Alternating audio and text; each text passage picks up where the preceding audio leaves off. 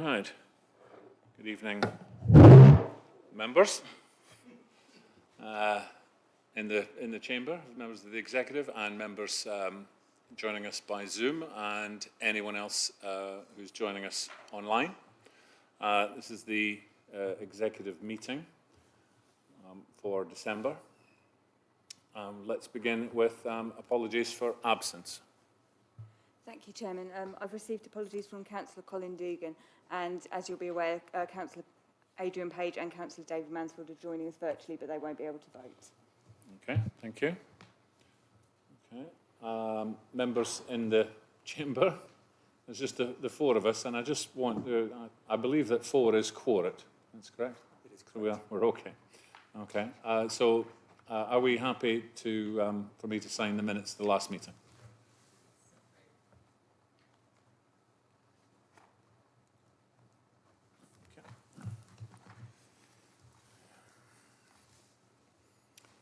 Okay.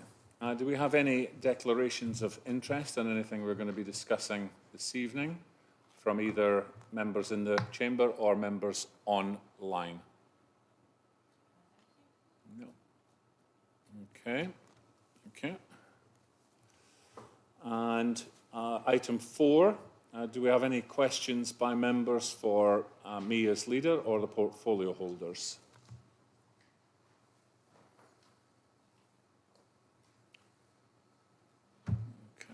Rachel, you're not seeing anybody? No? No. Okay, thank you. All right, that takes us to our first paper. Okay. Now, members, I don't think I'm going to be telling you anything surprising, that this paper is contentious. It looks to increase parking charges across the borough. It makes an argument, or several arguments, about how long it's been since the parking charges were increased, etc. And frankly, it's a very, very important paper because it is talking about potentially a lot of money. I think from discussions that we have had as a group, as an executive, there are a number of important questions over the paper. This paper came out, I think it was about a week ago. I know that our group, that basically meant that they had about 3 days to review the paper. That means that the other councillors within the chamber have also had a very short space of time to do it. I think that given the importance of the paper and how it is going to impact clearly a great many of our residents, on both sides of the argument, interestingly, I think everyone can see the obvious side, which is about the finances of people during a pandemic, the lack of wanting to add yet more burden to their already financial difficulties, potentially forcing on-street parking, etc. We can all see those. But I'm not sure people have had enough time to consider the other side of the argument, which is the fact that the council's costs have been going up, etc. Demand for services has gone through the roof, as you know. 2,000 pre-pandemic, 2,000 universal credit claimants. That's now over 5,000. We provide a lot of support to people who are in difficulties, and so if demand's going up, where do we get the funds from? With all of that said, I think that it would be inappropriate to carry on with this paper this evening. What I'm recommending is that we decide to give ourselves more time to look at this paper, look at the implications on our residents, look at the implications of what will it do to on-street parking, what will it do to footfall within the town. I think we need time to consider consulting with more people, with more businesses, etc., who will be affected by this. And I think we also need time to consider the implications of not doing it. I think it's a relatively easy case to see the difficulties. I'm not sure that with this paper as it stands, it gives enough context of what the other side of the argument is. Okay. Now, I know that our group has had a lot of discussion on this. I imagine the other groups have done likewise. There's no way that they couldn't have done. Something that's interesting to me is that you know the fine balance of the council. You know that we only have a majority of one. And I have gone out of my way, I think, to make sure that as many voices as possible is heard, not just Conservative, but across the whole chamber. And something I can only describe as strange, it was unique. I put out a call to the other group leaders and asked for a meeting where we could discuss this and get their input and try and make the paper as good as it possibly could be for our residents in this council. Unfortunately, for whatever reason, only one, Councillor Brooks, came back to me. I imagine it was down to perhaps not having enough time, as I've said. But I would look to bring this paper back in a modified form once we've had more time to discuss it. And I would look for it to come back in January because I think it's urgent. All right. And I would ask that the group leaders of the other groups engage with us and look to try and improve this paper and make it as good as it can be. They have a lot of influence, I believe, and I'm struggling to understand why they wouldn't want to bring that influence to bear. All right. It may also be appropriate that we, having seen the final version of this paper, it may well be appropriate that we decide to send it to P&F in order for them to review it in their forum, again using cross-party, and see if we can get this paper to be as good as it can be before it comes back. But all of that needs to happen as a matter of urgency. So I'm asking your support. I'm presenting the paper, obviously, because Councillor Dugan isn't here this evening. But I'm asking your support that we request this paper comes back to the January executive after we've had more time and the councillors have had more time to review its implications, give it some context or better context, and try and make this paper as good as it can be before it becomes a decision before this executive. Okay. All right. Okay. Okay. Okay. Now, I'm going to open the discussion to other councillors, but before I do, I would just like to make the point that the paper is, I'm seeing the nodding heads from the executive here, the paper is going to be withdrawn. And what I don't want to do is, if the paper is coming back in a month's time, I don't want to have time this evening taken up with arguments that are also going to be made on January. And also the paper, I imagine, will have some significant differences. And there's a real danger that the discussions we have tonight are about are somewhat moot. So I'll ask people for their patience, where I'm going to open the questions. I think, who was first, is it? To Councillor Rise first. And then we'll go through them. But please forgive me if I want to move the meeting on to the next item. So, Councillor Rise. Thank you, Leader. And I fully agree in terms of the deferral, and most likely would be a good thing in terms of the Christmas run-up period.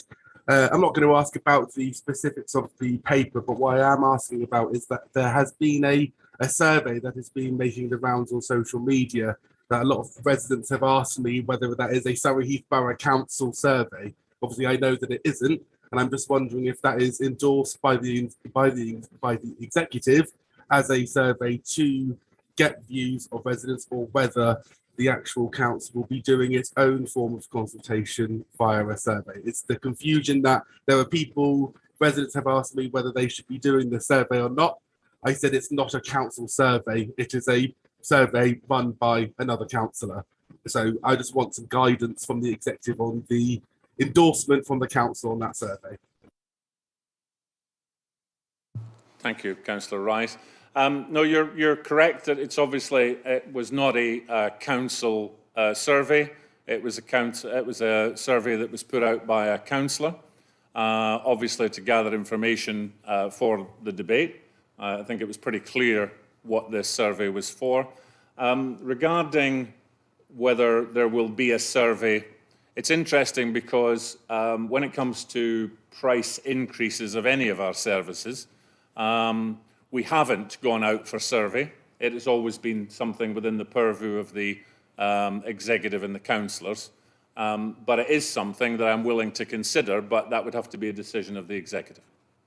Okay. Councillor, is it sorry, just that was only answered half my question. Oh, sorry, what was the second part? And whether the council endorses the survey that is currently in place by Councillor Deach. I think I've answered it, that it's not actually a council survey, it's a councillor survey. Okay. Is it in the order on the screen? Okay, Councillor Deach. Thank you, Leader. As members of the Executive Committee are aware, I've expressed a number of concerns in the rush nature of this item, and that there was no time to fully scrutinise the information and assumptions that were contained in this report in order to fully understand the implications and therefore help this committee arrive at a better decision. I've been a councillor at this authority for nearly 11 years, and the community I represent has faced many difficult challenges. However, I have learnt that consulting residents in a meaningful way and having open, honest dialogue with them can generate some very innovative ideas and even solutions to major problems. This was proved recently with the Frimley Green traffic lights issue, for instance. We have some incredible minds in our community, and not consulting them on big decisions like this, at least to my mind, is a huge mistake, as well as a missed opportunity. I fully accept that this council has no statutory obligation to consult on executive agenda items, but that does not mean to say that we should not do that anyway, especially on such difficult matters as this. I'm grateful that the decision... Hang on, I'm not finished yet. I'm grateful that the decision has been made to withdraw this item. However, I respectfully request that any future recommendations that come forward are done so with the insight of the community through meaningful dialogue with residents and businesses. Only then can we really have any confidence in the hyper-local assumptions made in the reports. I'm not convinced that January is enough time to achieve this. I do understand that it is important that you want to get it through, but we need proper, meaningful dialogue with residents, and I hope that you will take that into full consideration. Thank you, Leader. Okay. Councillor White. Thank you, Leader. I just wanted to not correct you on something you said earlier, but you said that people wanted to discuss the implications on the town centre. I'd like to discuss the implications on the villages as well, so I would like that included in your statement. I'm sorry, Councillor White. I'm not working to a script, and had I been actually scripted the note, I would definitely have said town and villages. And I've got absolutely no problem at all confirming that we're talking about across the whole borough. Thank you. Councillor Wheeler. Thank you, Leader. First and foremost, responding to your request for a meeting, you're right, it was short notice and every meeting was during a normal working day. As I think everyone is aware, some of us work full-time still, and so therefore a little bit more consideration to encourage working councillors who are in touch with the requirements of working people would be appreciated. I'm sorry for the lack of response. The second thing that I want to bring up is in terms of balance, and what we've not got in this paper is the cost. So I would like to applaud some of the motivation behind this paper, which I know is probably a slightly unpopular thing to say, but I like the fact that we're responding to climate change. I certainly do want safe, well-maintained parking facilities. But we have to be aware of alternatives to public transport. to private transport. And where there is no alternative to private transport, we have to ensure that parking is provided, is parking in a safe and responsible way. I also think we need to be very mindful of SANGs. So where there is a SANGs provision, my understanding, and I think this might be something of an urban myth, is that free parking has to be available on site with SANGs. Otherwise, particularly in the case of Chobham, all we're going to do is to push more people onto the common with dogs, and the whole mitigation and the reason for SANGs will be lost. So I think that needs to be considered. And I think the other thing that needs to be considered is the cost of managing all of the things such as that are promised in here, such as the managing the short-term car parking for people dropping off at school, managing the discounted NHS parking, and all of the other things that are in here to mitigate the impact of the car parking charges. So I think we need something a lot more in the round. I think we have to consider what alternatives there are.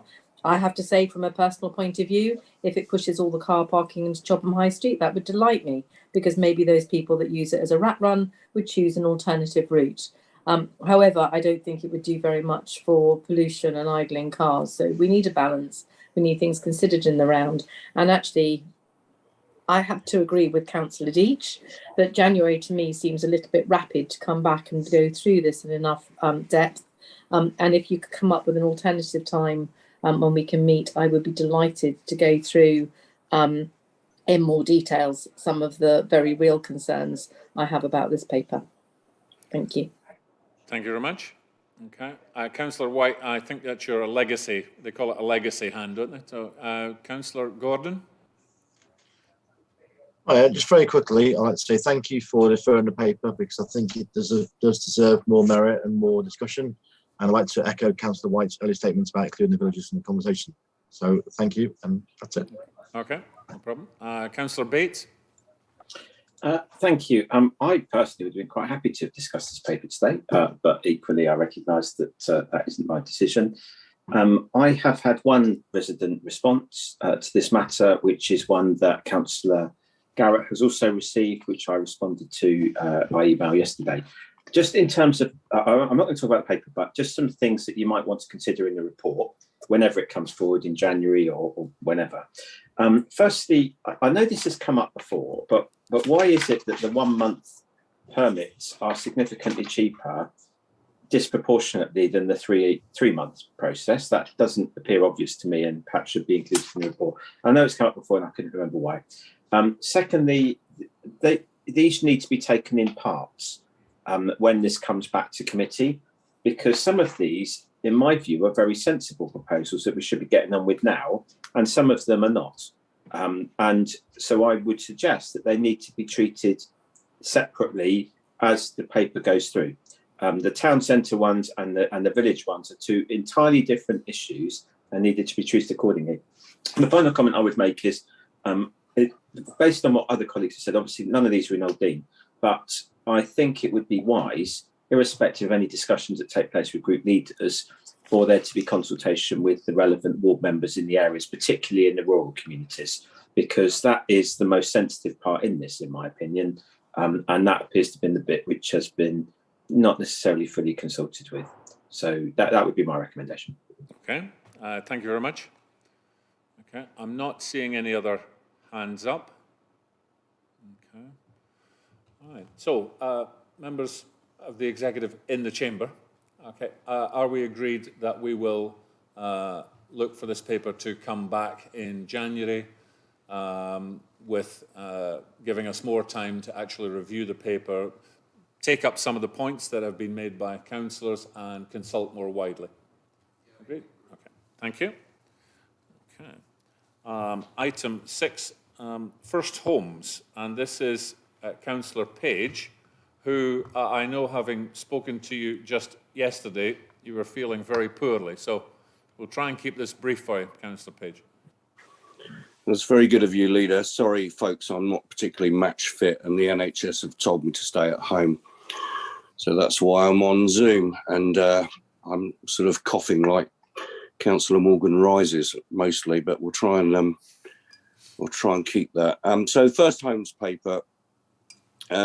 First homes were introduced by the government as a new form of discounted market housing for first-time buyers, which meets the definition of affordable housing, affordable homes for planning purposes. So it gives us another sentence to add on to the definition of affordable homes. Updates to the planning practice guidance, which came into effect in June of this year, introduced a requirement for 25% of all affordable housing units delivered by developers to be first homes. The properties are required to be discounted by a minimum of 30% against market value and have a maximum price cap of £250,000. The discount is to be retained in perpetuity through a restriction on the land registry title of those properties. The requirement for first homes will not come into effect for planning applications determined until after the 28th of December. So it is quite soon. The changes will not affect the proportion of socially rented homes that the council can seek, which should be delivered in the same percentage as set out in our existing local plan, but will have an impact on the provision of other forms of affordable home ownership. So to explain how first homes will be delivered in Surrey Heath, the planning policy team has prepared a first homes guidance note, and I hope you've all seen that. It's fairly complex, and I might have to rely on the officers a bit later on if there's any really technical questions. But this will provide the guidelines for the delivery of first homes until a new policy is brought forward through the draft local plan. As you know, we're all working on that draft local plan to be brought forward and adopted in 2023. So this is another chunky policy that will be added to our new plan for the inspectorate to examine. So the guidance note sets out details of how first homes will be secured in Surrey Heath, having regard to the National Planning Practice Guidance and the current adopted local plan. The guidance note also includes a local connection test for determining eligibility of purchasers of first homes in the borough based on residency, employment and family connection, which is very interesting and I think quite welcome.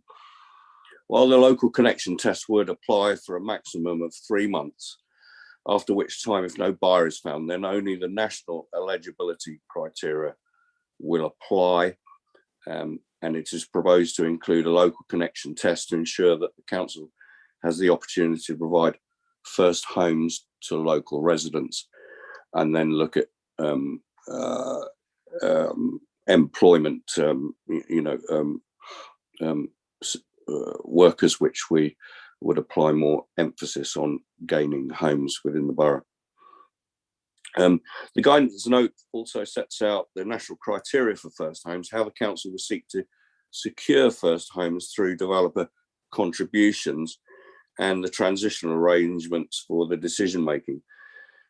The guidance note confirms that it will apply until the adoption of the new local plan. So we do mention the fact that we will have a proper policy in the local plan. I don't think it will differ to the guidance note that we're sending out very much. The report sets out that the implementation of first homes is likely to result in resource implications as local authorities are required to have a role in the application process. So in terms of the resources, it's more around admin and officer time rather than hard cash. So it's a soft charge that we'll have to absorb. And it will include the assessment of applications for eligibility and the issuing of the authority to proceed notices on the initial sales and resales of the properties. This will be kept under review, and if additional resourcing is required, this will come forward either as part of the usual budgeting process or through a separate report to the executive. As first homes will form part of the affordable housing requirements for development schemes from January, the report recommends that the executive agree the publication of the first homes guidance note, including the local connection criteria, which we feel is very important to get people on the housing ladder. So that's it in a nutshell. I'm happy to take questions, Leader. Okay, thanks very much, Councillor Page. I saw Councillor Malvaganam and then Councillor Black's hand go up. So, Councillor Malvaganam. Thank you, Leader. One question. The affordable homes and the definition of social housing, how does that fit in? I mean, we have a social housing target of 40% or supposed to be 40%. And here we have got 25%, as I see it from the paper. Does it tie in, go hand in hand? Or is it two separate items here? So a developer, does he have to have the 40% as well as 25%? So the first homes bit is a separate percentage.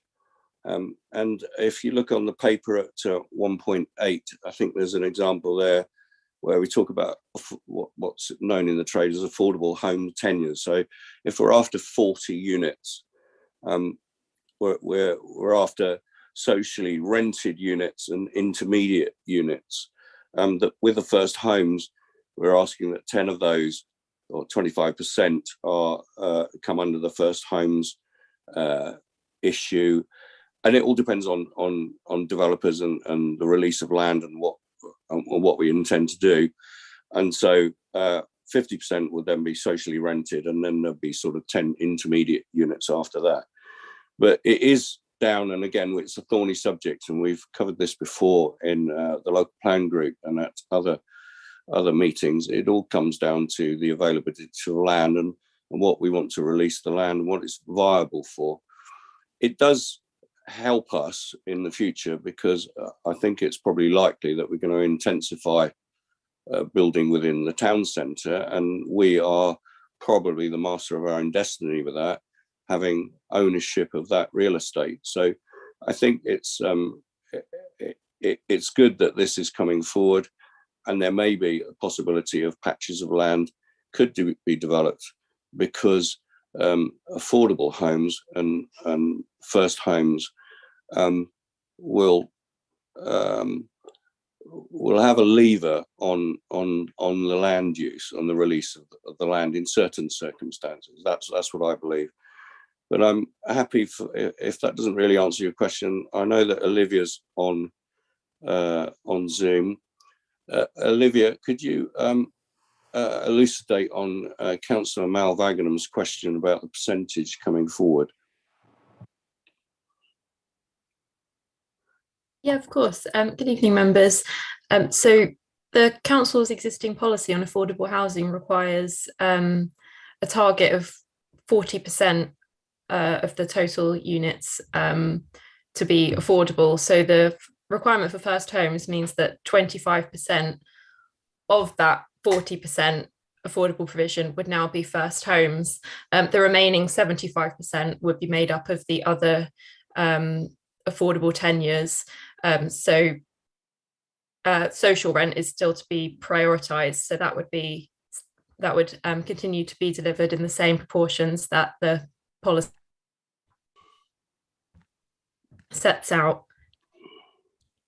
Sorry, yeah, that's a clarification I needed. So this 25% forms part of the 40%. Yeah, the 25% that's a massive is within. improvement for this council because developers have actually played havoc in terms of the last one we saw was 9.5%, I believe, at Sturt Road. So if this policy comes into play in December, I believe it's in December 2021, then we will get minimum 25%, not only affordable housing, but also social housing as well. Okay, right? I'm going to let Olivia just answer that, and then we'll move on if that's okay. Olivia, do you want to just confirm that for Councillor Malvaganam? Yeah, of course. So yeah, within the 40% target, 25% is required to be first homes, and the remaining 75% is where we're able to deliver the other types of affordable tenures. So that's the social rent and other types of affordable ownership. Okay, thank you very much. Councillor Black. Thank you. It's another question about percentages, I'm afraid. I note that the affordability ratio in Surrey Heath at 2020 was 11. So that's the ratio of median house price divided by median household income. So 11 times your income to buy a house. If we reduce the price by 30%, that comes down to 7.7. I know that the legislation allows the guidance note of a local plan to set that percentage at 40% or 50%, which respectively would reduce the affordability ratios to 6.6 or 5.5, which is getting within touching distance of a mortgage.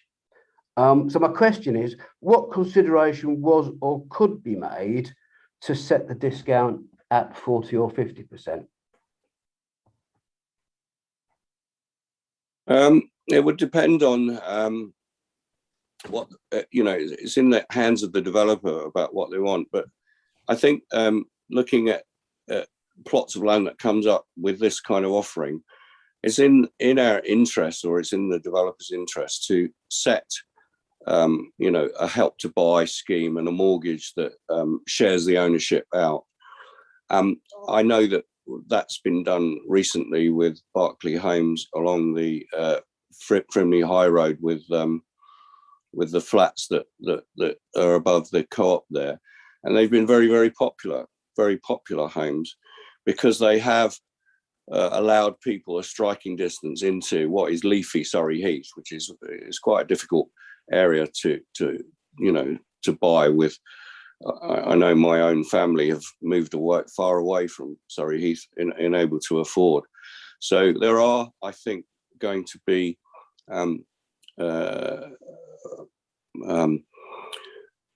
financial incentives and products coming through the mortgage market, which would help us to do this. That's my own view on it. I don't know if Olivia or Gavin would like to talk about whether they can help with that question. Thank you, Leader. I think in terms of that question, I mean, it's about the percentage of discounts you're talking about here, in terms of what's acceptable. I mean, we've looked at the baseline figure of the £250,000 and we've discounted it in accordance with the guidance. And we feel that this guidance provides a sufficient amount of discount to provide the level of affordability in the borough, hence why it's been skewed towards that discount level.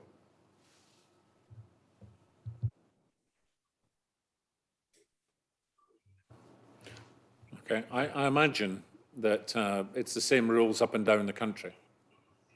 And I think a point that Councillor Black is making, £250,000 house down here, £250,000 house in the north of the country, two very different properties.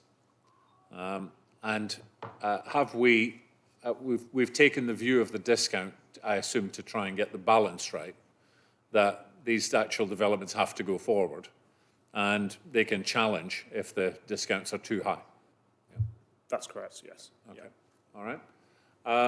Councillor Black, Councillor Gordon. Hiya. When the law changes in January or December for this first time home scheme, will that affect developments that have been currently approved but not started yet? For example, Sturt Road.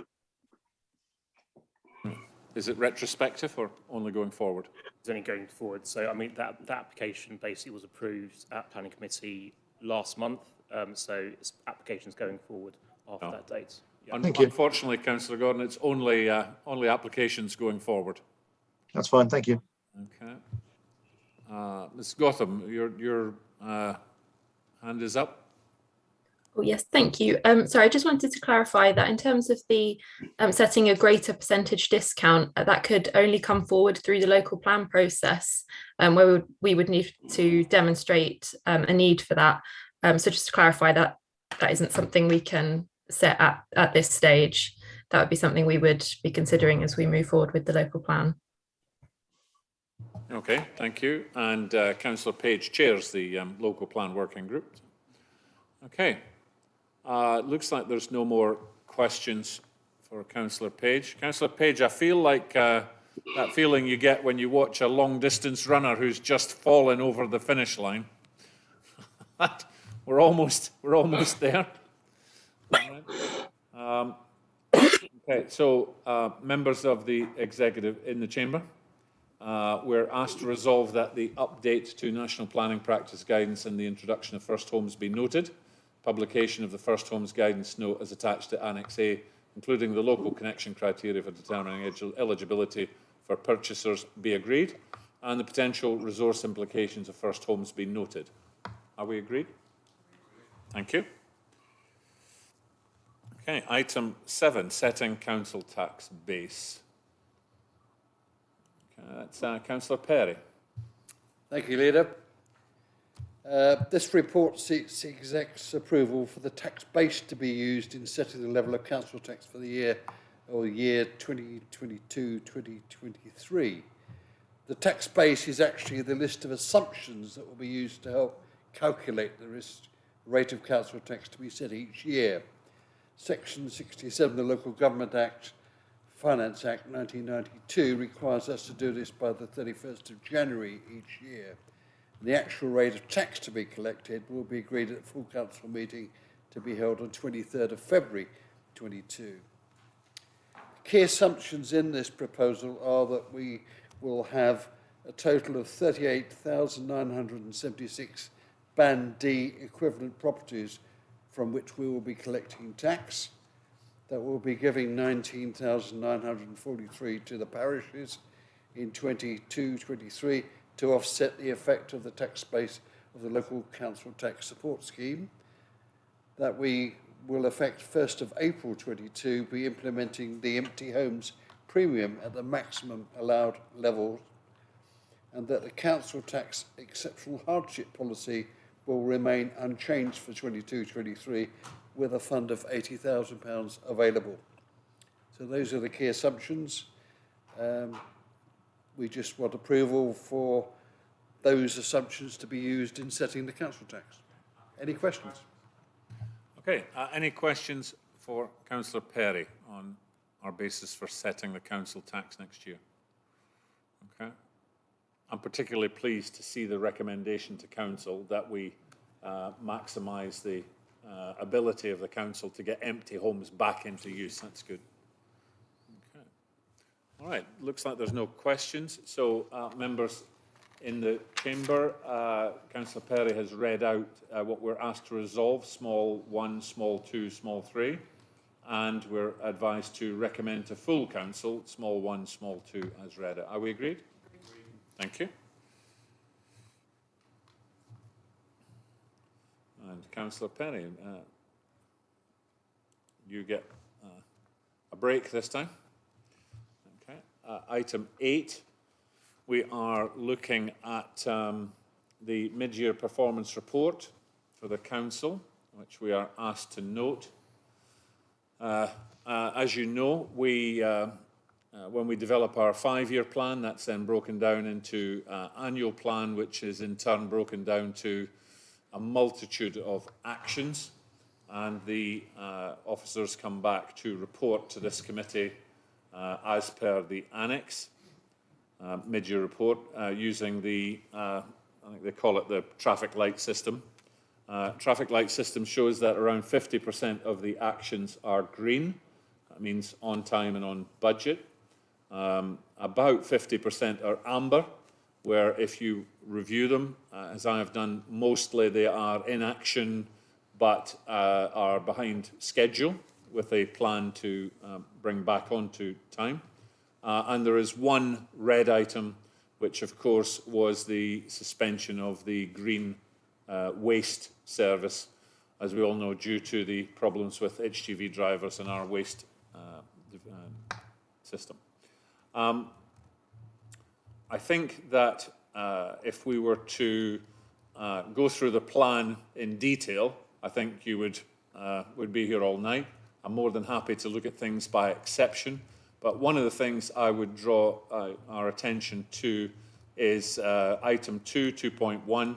This has been through the Performance and Finance Scrutiny Committee. I'd like to thank that committee for taking the time to go through this. You can see that they have made a number of comments and observations, which I think are ways of helping us to make sure that the plan is better going forward. Okay?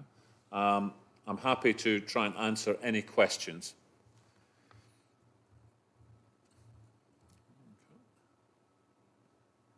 Okay. All right. In which case then, the executive is requested to simply note the attached mid-year performance report and the comments from the Performance and Finance Scrutiny Committee. Are we happy to do so? Okay, all right. And just for the record, I'd like to thank the officers for the amount of work that they put into, I'm not going to say into reporting the plan, but actually the actions behind the plan that is being reported upon. Thank you very much. Okay. Council's finances at the 30th of September. Councillor Perry. Thank you again, Lisa. This is the report for Q2, 6 months throughout the year. This has already been before the Finance and Scrutiny Committee. Members will note that it's quite clear that we're still suffering from the impact of COVID-19. We've incurred increased costs, particularly with regard to welfare activity, and more importantly, have suffered a large drop in forecast receipts in the period. For instance, forecast parking revenue is down 368,000. Camberley Theatre is forecasting a deficit of 104,000, and our property portfolio is also suffering badly. For instance, we've had no income at all from the atrium, as its base costs exceeded the rents collected. It's been a tough period for everybody concerned. On the plus side, we have received a government grant to help us deal with homeless families. Overall, at this time, the forecast is for an overspend of at least 1.6 million for the year. Full details are in the report, and I think most people will have dug through that. I would just like to make the point that the report covering the period to December 21 will include a more detailed breakdown, which will include the impact of special grants that we've received to offset some of the exceptional expenditure that we have incurred in the period, and the impact of special reserves that have been earmarked to mitigate, for instance, the downturn in commercial rental income. Okay? You're being asked to note the report. I'd be happy to answer any questions. Thank you, Councillor Perry. Okay, Councillor Malvaginam. Thank you, Leader. Unfortunately, you were not there at that meeting, Leader. I had raised a point which I did not get a satisfactory answer even at PNF. I hope you will be able to answer it, because I know the portfolio holder wasn't there at that time, or wasn't not involved in preparing the budget. I'm concerned by this on page 108, town centre investment 3 million variance, and also the description of Camberley Town Centre 1.9 million. I mean, these are significant amounts. I'm quite surprised this even appears here, because one says to do with Jayput. Surely, I'm genuinely surprised it's there, because Jayput, I would have thought all the losses would have been taken into account in previous years. Why is it throwing up here? Profits or income? I'm extremely confused, and the portfolio holder was unable to answer that question at the PNF meeting. If you don't have the answer, I'm quite happy for it to come in a written answer to me at a later stage. Thank you. Okay. I'm sorry, I couldn't actually hear what was being said there. So yeah, what was the question being put? Councillor Malvaginam, can you give a slightly shorter, let me say a more pithy question? Pithy question. That's a nice way to put it. Pithy, TH. All right. Just simply so that I'm not forcing you to repeat the entire question again. Councillor Perry would like to give you an answer. I will break it down. Make it simpler. Please. Non-financial. For us that need simple questions. Yes, there you go. Camberley Town Centre on page 108 shows 1.9 million. on the same page, it says town centre investment. These are the variances, 3.18 million. My question is, I was quite surprised that these have appeared in this year's numbers. Jput has been consolidated, or should have been consolidated in our accounts last year's. The explanation given on page 108 is winding up of the Jersey Unit Trust in its final stages and remaining money is to be remitted back to HSBC. Is that simple enough? What's an explanation? I know the portfolio holder was unable to answer it last time. I'd be surprised if he's able to answer it this time. So I'm happy for a written answer to be given to me. Thank you. Okay. Page 103, I can't see any reference to the 108. town centre. 108. 108. Okay. 108. You said 103. Yeah. It's the lines in the explanation. Okay.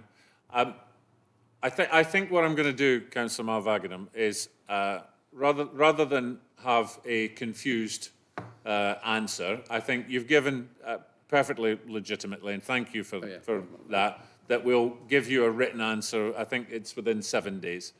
Okay, I'm more than happy. I think Mr. Councillor Perry will consult and come back to you. If you've had a go at getting an answer to that question at P&F and you've asked it again here, we'll get you an answer in writing.